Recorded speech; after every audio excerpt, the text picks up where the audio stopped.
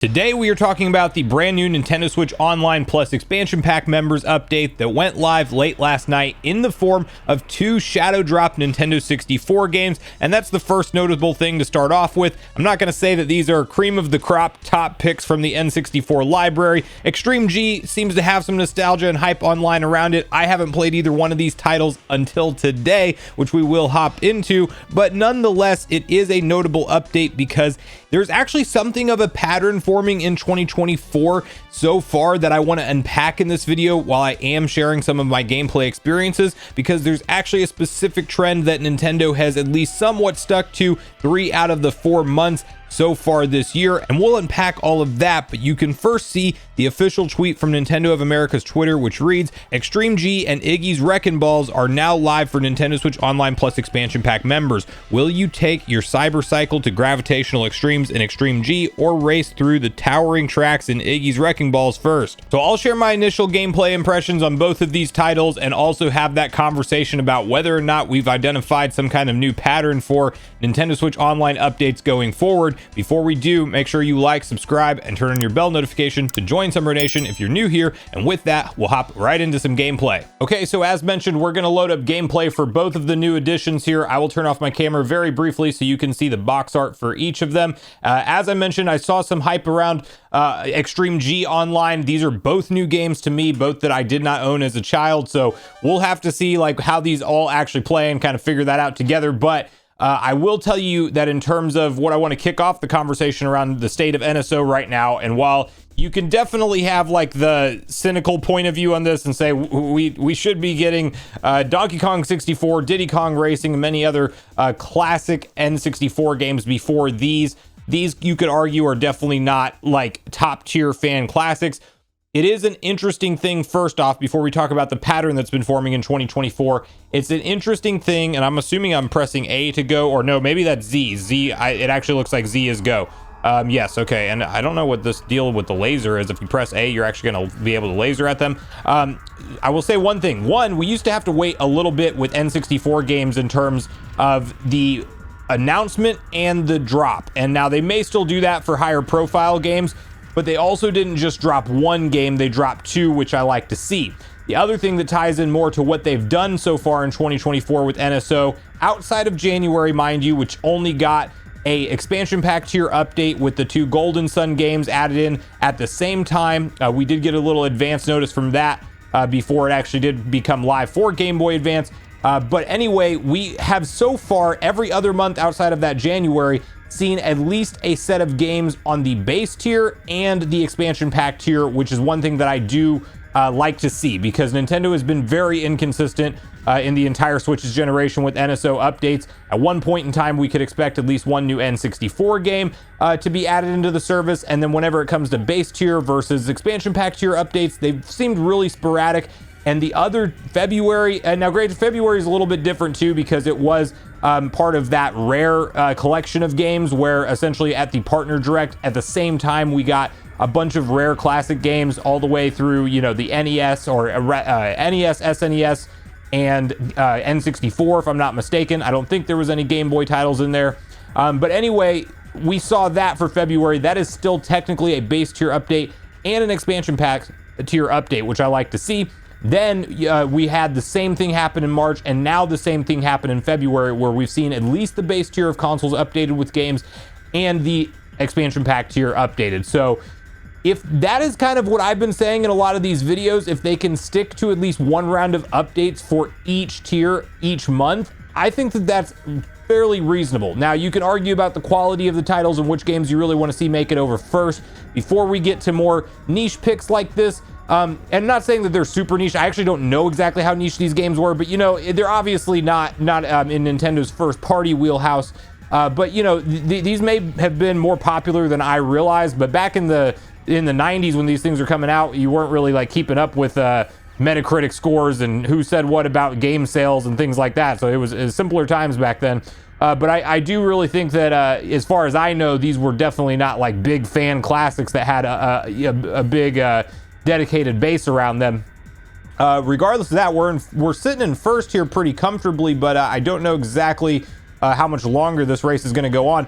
Now, I will say this definitely gives me like F-Zero vibes with a different type of twist to it, because since you're going to like aim your laser at racers that supposedly go past you and things, that is a little bit different. Like this here, where I'm going to be able to fire at this person as trying to survive at the same time. We can kind of crash into each other.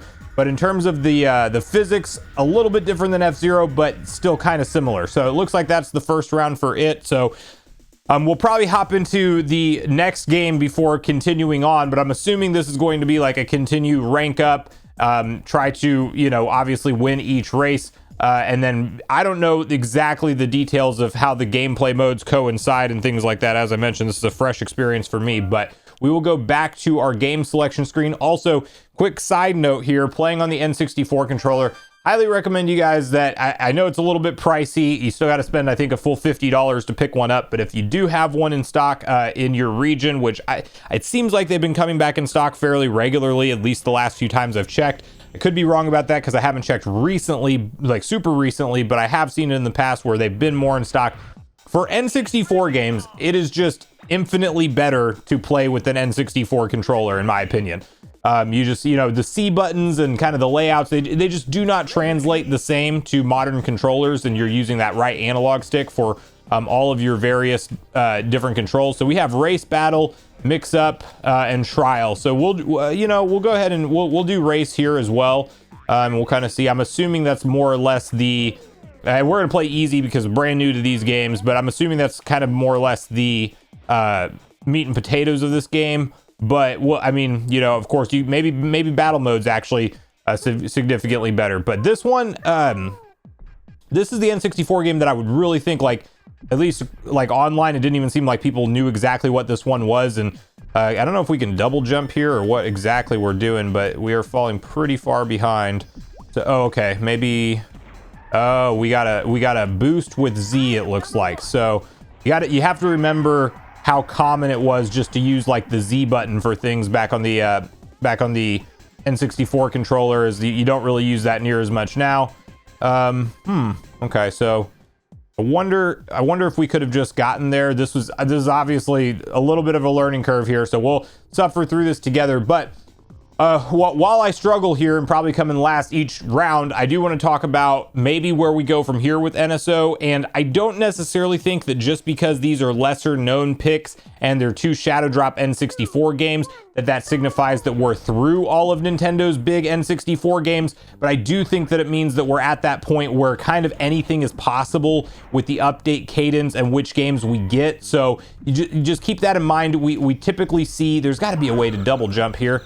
Let's see, we can, okay, yeah, we can grab. Well, that's kind of cool. So you could actually grab with B, and then at that point you're able to kind of like mess up your opponents, it looks like. So maybe you can actually just get to your next platform by grabbing up to it. So there's some nuance to this gameplay here that I'm definitely not familiar with. So you know, I don't think it means that we're by any stretch of the imagination out of game releases or going to be like all bottom of the barrel N64 games from here. We still have DK64, Diddy Kong Racing, Smash Bros 64, which is like, you can't argue, like, why are we playing these games before we have Smash Bros with online play? Like, clearly that's going to be a banger game for Nintendo, and when their release schedule is as light as it is right now in 2024, it might be time to pull out the heavy hitter games, Nintendo. But as mentioned, if we do get that rotating system of updates around the base tier and the expansion pack consistently once a month, like they've done 3 out of the 4 months so far in 2024, that is, at least to me, a big step in the right direction.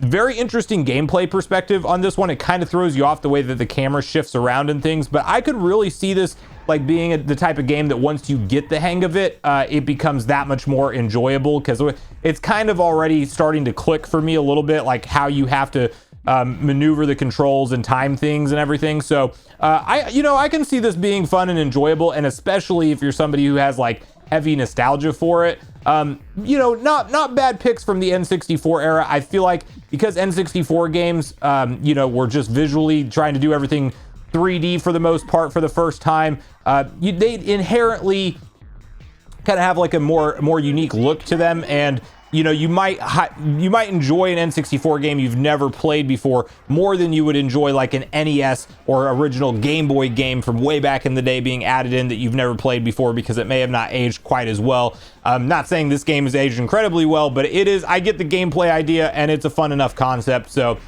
we'll wrap up the video here, but I want to hear from you guys at this point in the video how you feel about Nintendo Switch Online and the latest round of updates from Nintendo with 2 N64 games shadow dropping, essentially just, you know, no advanced announcement, just here are the new games to play. Do you think we continue to see them do this? And do you think they continue to follow this pattern we've seen so far in 2024, where it's base tier and expansion pack members at least have some kind of form of an update each month? Or do you think they go back to maybe a more unreliable script than even they've been on with NSO so far? So regardless of your thoughts and feelings on everything we talked about today, I do look forward to hearing from you all in the comments down below before you leave the video, as I do look forward to getting a back and forth conversation started with you all around these topics. So watch the video on screen next if you haven't already. Also make sure you like, subscribe, turn your notification bell, and I will see you guys in the next video.